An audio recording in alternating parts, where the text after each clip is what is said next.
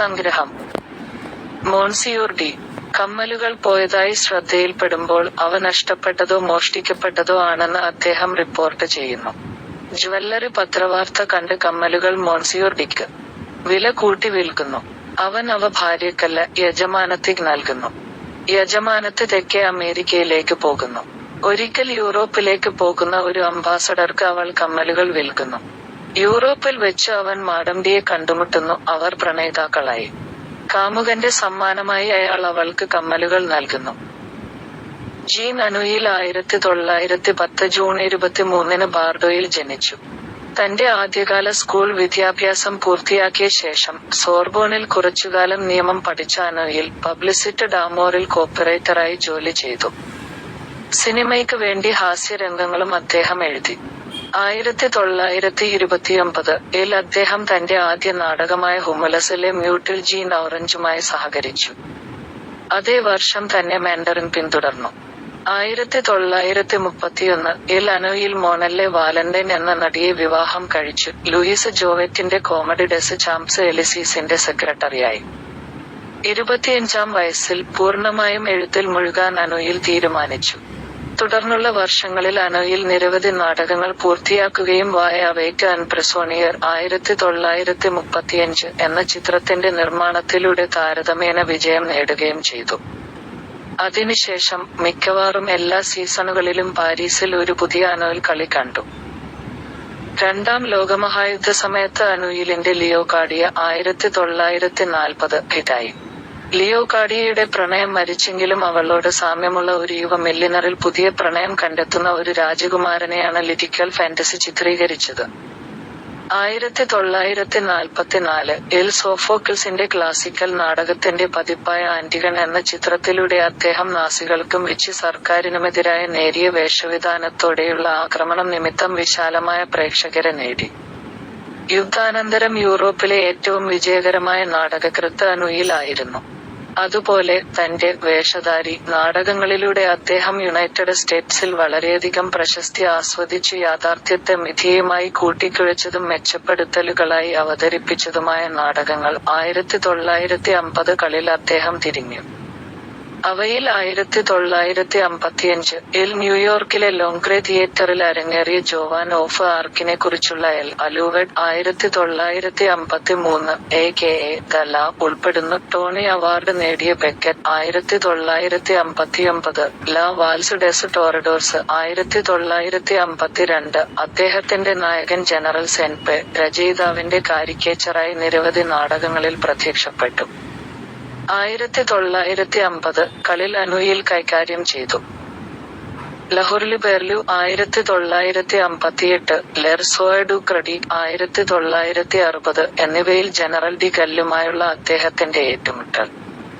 ലോൺസ്കോ, Beckett തുടങ്ങിയ നാടകകൃത്തുക്കളുടെ ആവിർഭാവത്തോടെ അദ്ദേഹത്തിന്റെ കൃതികൾക്ക് വിമർശനാത്മക പ്രീതി നഷ്ടപ്പെടാൻ തുടങ്ങി. കുറേക്കാലത്തേക്ക് അദ്ദേഹം എഴുതിയില്ല.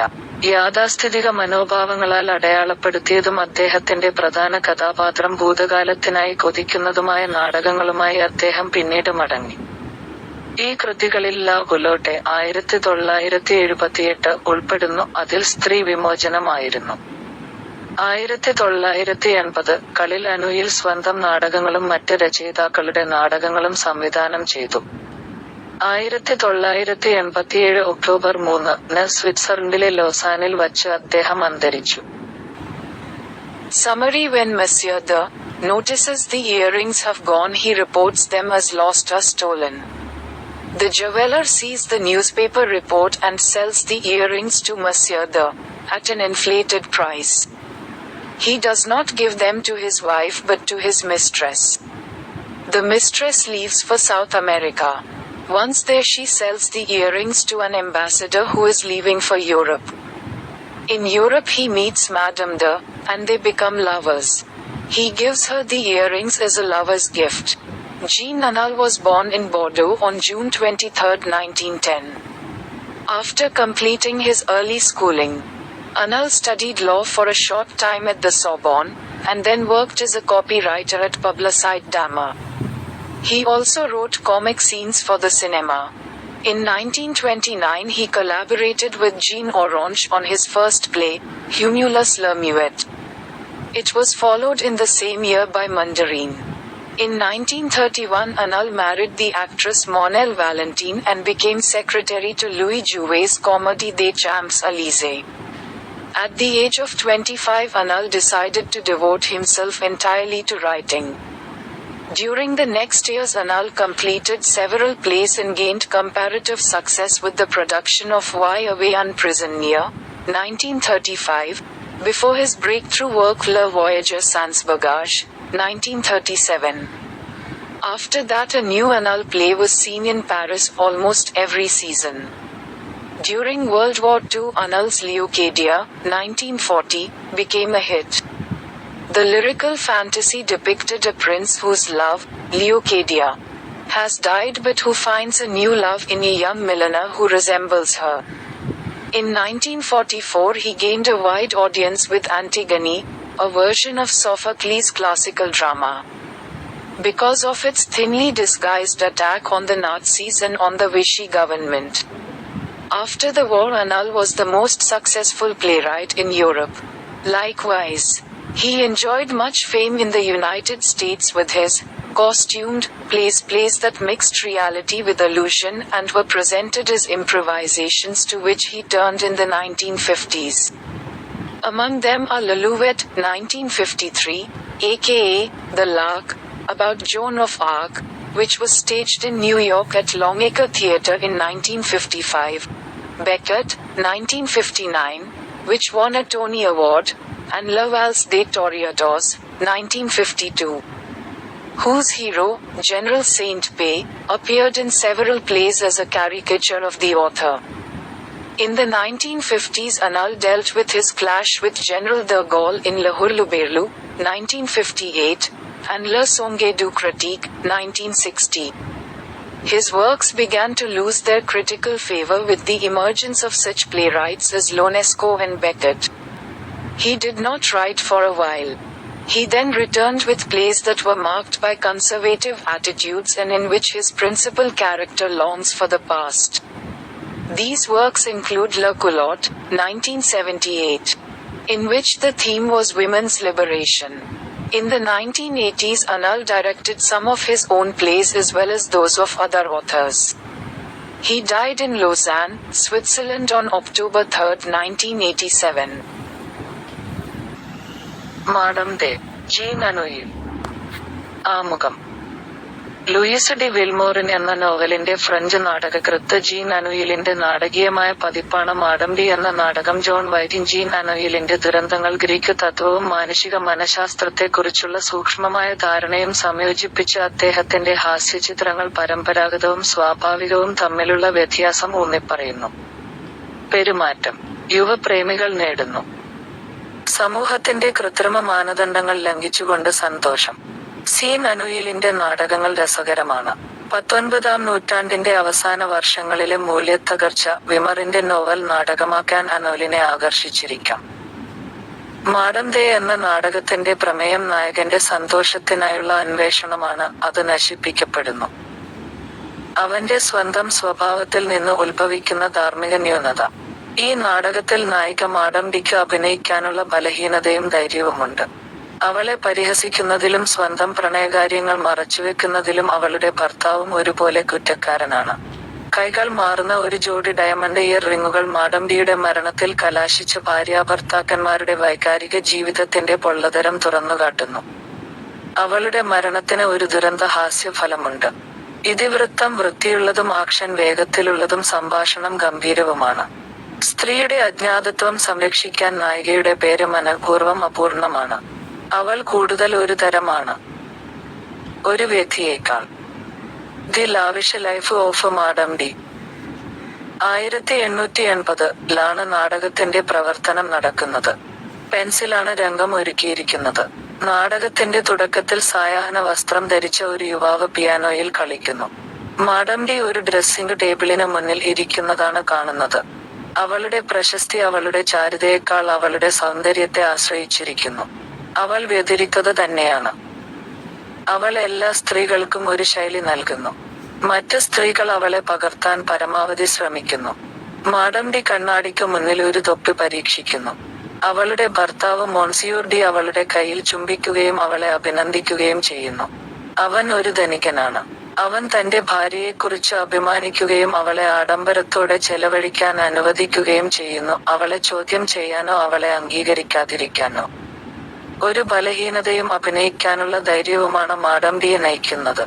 തന്റെ എല്ലാ സാധനങ്ങളും യഥാർത്ഥ വിലയേക്കാൾ കുറഞ്ഞ വിലക്കാണ് വാങ്ങിയതെന്ന് അവൾ എപ്പോഴും ഭർത്താവിനോട് പറയാറുണ്ട്. തനിക്ക് എത്ര പണം നൽകാനുണ്ടെന്ന് അവൾ ഭർത്താവിൽ നിന്ന് മറച്ചുവെച്ചു. ചില വർഷങ്ങളിൽ അവളുടെ കടങ്ങൾ ഭയാനകമാംവിധം വർദ്ധിക്കുകയും അവൾ നിരാശയായിത്തീരുകയും ചെയ്യുന്നു.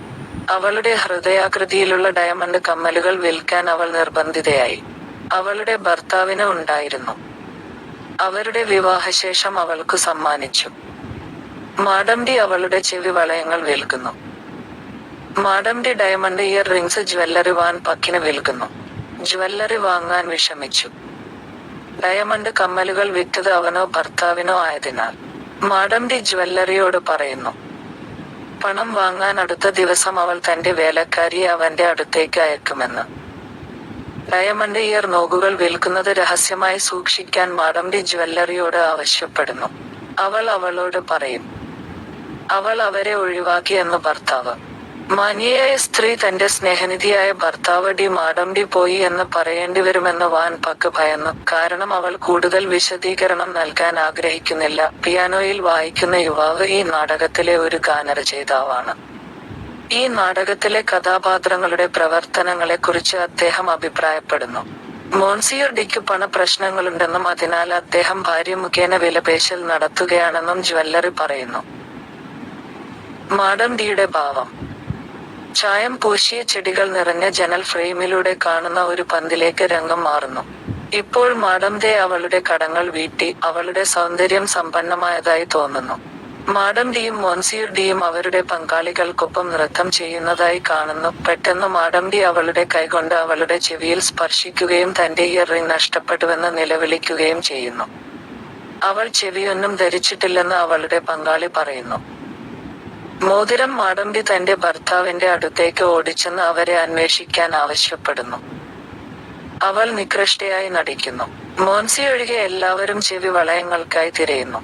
മോൺസിയർ ഡി താൻ അന്ന് ഇയർ റിങ്ങുകൾ ധരിച്ചിരുന്നില്ലെന്നും അത് ഡ്രസ്സിംഗ് ടേബിളിലോ വണ്ടിയിലോ ഉപേക്ഷിച്ചിരിക്കാമെന്നും ഭാര്യയോട് പറയുന്നു. മാഡം ദേ വണ്ടിയിലെ ഇയർ റിംഗ് തിരയാൻ ഓടുന്നു. അവളുടെ ഭർത്താവ് ശാന്തനായി അവളെ പിന്തുടരുന്നു. മറ്റ് ദമ്പതികൾ നൃത്തം തുടരുന്നു. എന്നിട്ടും ഈ നാണം കെട്ട സംഭവത്തിന് ശേഷം കൈ നിർത്തുന്നു. നൃത്തം അവസാനിക്കുന്നു. Monsieur De Bois back the year rings.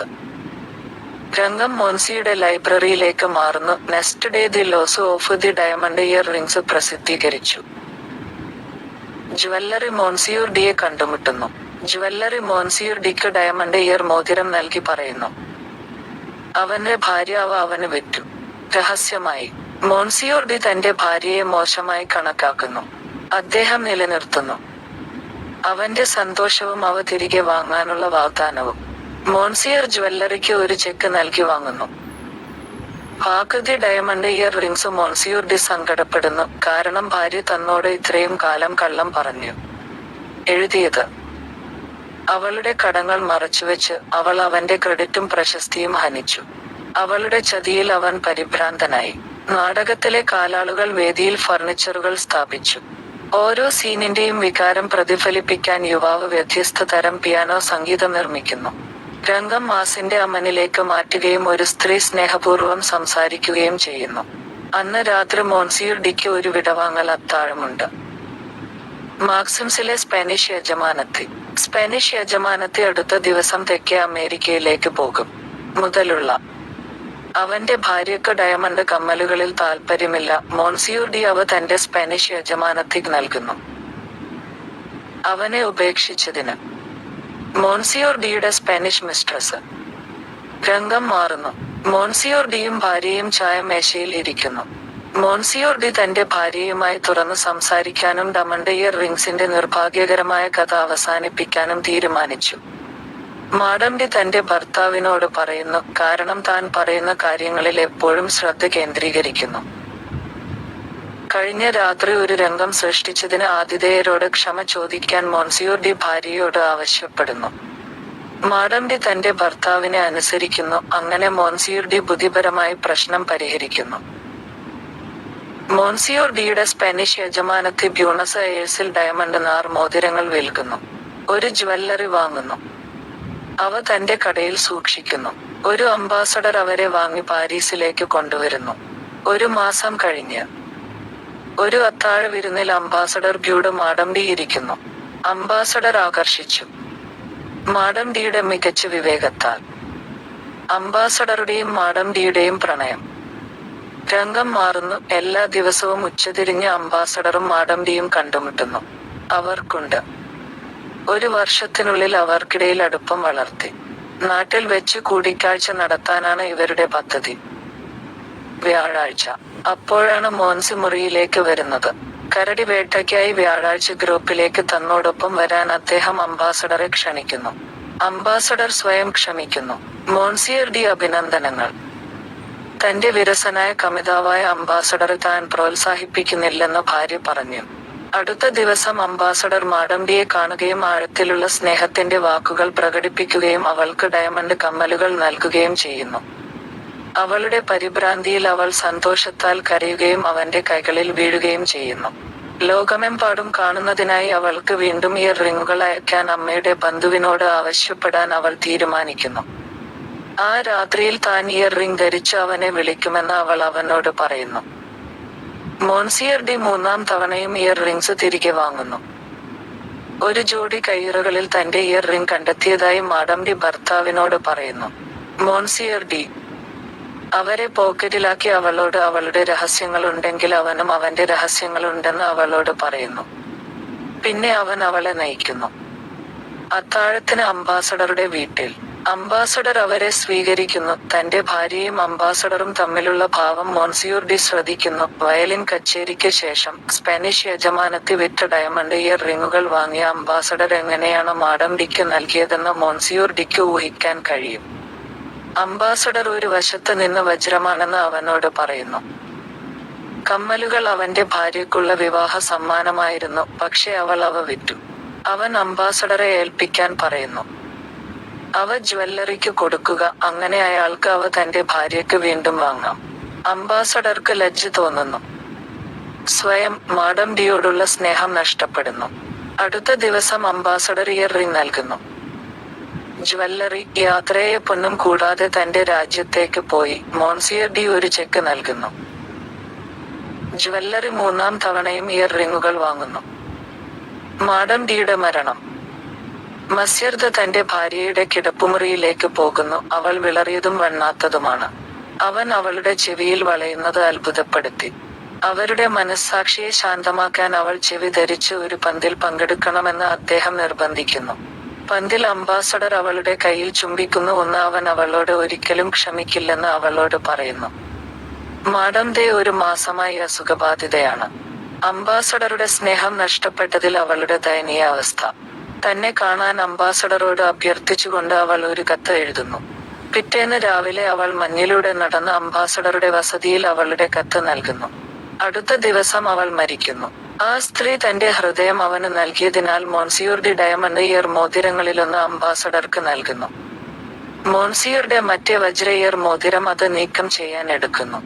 തണുത്ത മനസ്സോടെ അയാൾ ഭാര്യയ്ക്ക് അന്ത്യോപചാരം അർപ്പിക്കുന്നു.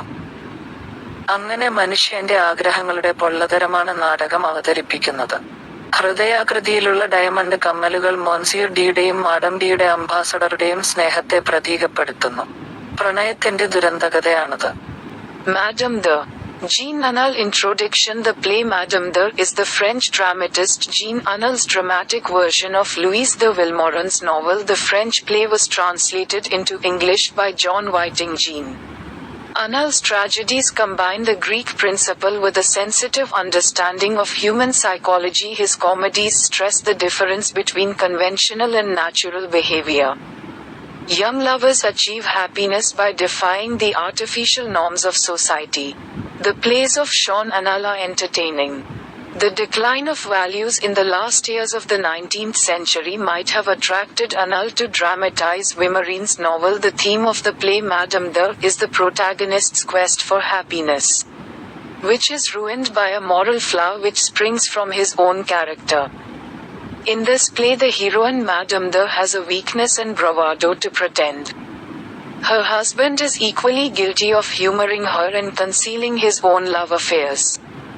The pair of diamond earrings which changes hands exposes the hollowness of the emotional life of husband and wife that results in the death of Madame de. Her death has a trag-comic effect. The plot is neat, the action is quick and the dialogue is elegant.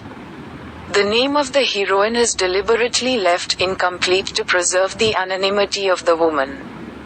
She is more a type than an individual. The lavish life of Madame de. The action of the play takes place in the year 1880.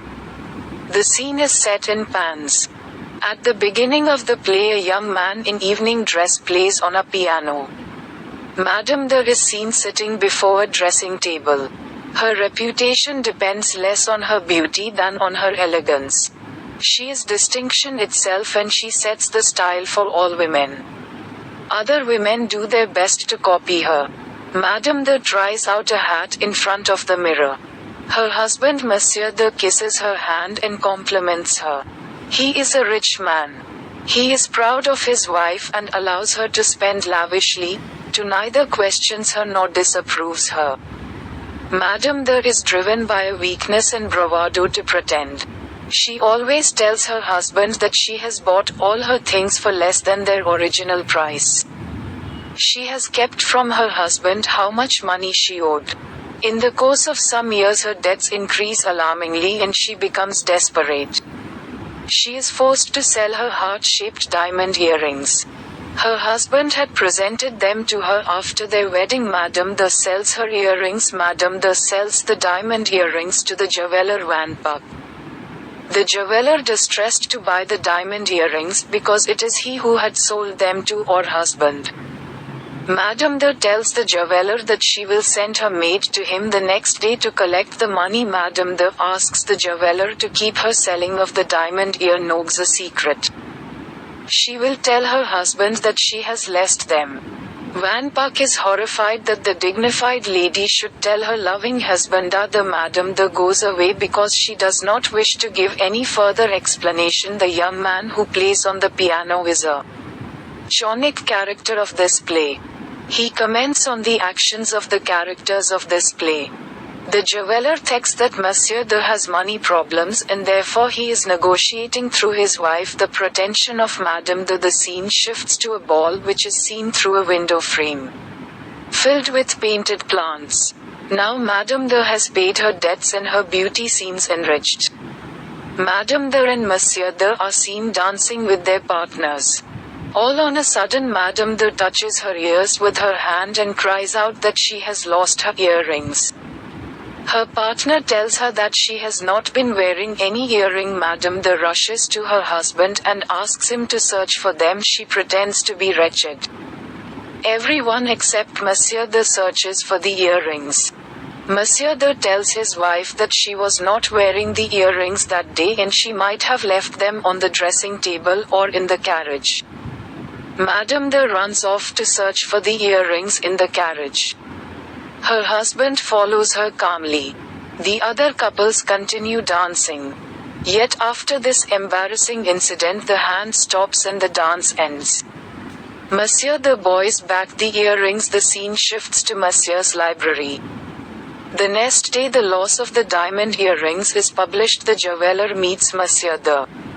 The jeweler gives the diamond earrings to Monsieur de and tells him that his wife has sold them to him. Secretly, Monsieur de considers his wife rash. He maintains his cheerfulness and offers to buy them back.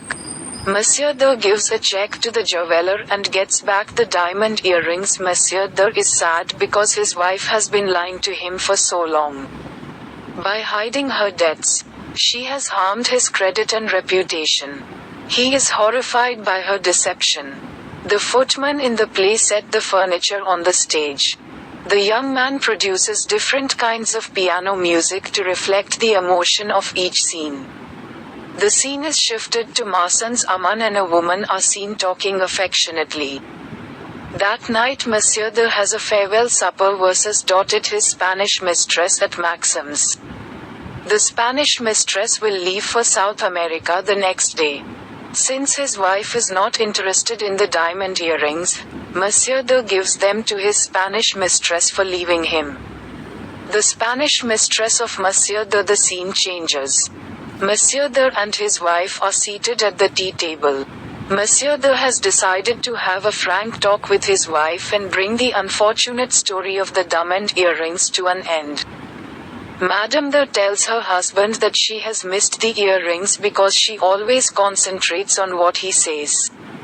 Monsieur D asks his wife to apologize to the hosts for creating a scene the other night. Madame D obeys her husband and thus Monsieur D solves the problem intelligently. The Spanish mistress of Monsieur D sells the diamond rings in Buenos Aires. A jeweler buys them and keeps them in his shop. An ambassador buys them and brings them to Paris. A month later the ambassador happens to sit beside Madame D at a dinner party. The ambassador is captivated by the excellent wit of Madame D, the love of the ambassador and Madame D. The scene changes and the ambassador and Madame D are meeting every afternoon. They have developed intimacy between them in the course of 1 year. They plan to meet in the country on Thursday. Just then Monsieur D enters the room. He invites the ambassador to come with him to groups on Thursday for bear hunting. The ambassador excuses himself. Monsieur D compliments his wife by saying that she does not encourage her boring suitor, the ambassador. The next day the ambassador meets Madame D and expressing words of deep love gives her the diamond earrings. In her bewilderment she cries in joy and falls into his arms. She decides to ask her mother's cousin to send her the earrings so that she can again wear them for all the world to see. She tells him that she will wear the earrings and call on him that night. Monsieur D buys back the earrings for the third time. Madame D tells her husband that she has found her earrings in a pair of gloves. Monsieur D pockets them and tells her that if she has her secrets, he also has his secrets. Then he leads her to the ambassador's house for dinner. The ambassador receives them and Monsieur D notices the look that passes between his wife and the ambassador. Monsieur D can imagine how the ambassador, having bought the diamond earrings sold by the Spanish mistress, had given them to Madame D. After the violin concert Monsieur D leads the ambassador to a side and tells him that the diamond earrings were his wedding gift to his wife but she had sold them. He tells the ambassador to entrust them to the jeweler so that he can buy them for his wife again. The ambassador feels ashamed of himself and loses all his love for Madame D. The next day the ambassador gives the earrings to the jeweler and goes away to his country without any farewell. Monsieur D gives a check to the jeweler and buys the earrings for the third time. Death of Madame D. Monsieur D goes to his wife's bedroom. She is pale and wan. He surprises her ring the earrings to her. He insists that she attends a ball wearing the ear to set their conscience at rest. At the ball the ambassador kisses her hand. One tells her that he will never forgive her. Madame D has been ill for a month. Her else miserable for losing the ambassador's love. She writes a letter imploring the ambassador to come and see her. The next morning she walks through the snow and delivers her letter at the ambassador's residence. The following day she dies. Monsieur D gives one of the diamond earrings to the ambassador because the lady had given her heart to him. Monsieur D takes the other diamond earring to dispose of it. With a cold heart he pays his last respect to his wife. Thus the play presents the vanity of human wishes. The heart-shaped diamond earrings also symbolize the love of Monsieur D and the ambassador for Madame D. It is a tragic story of love.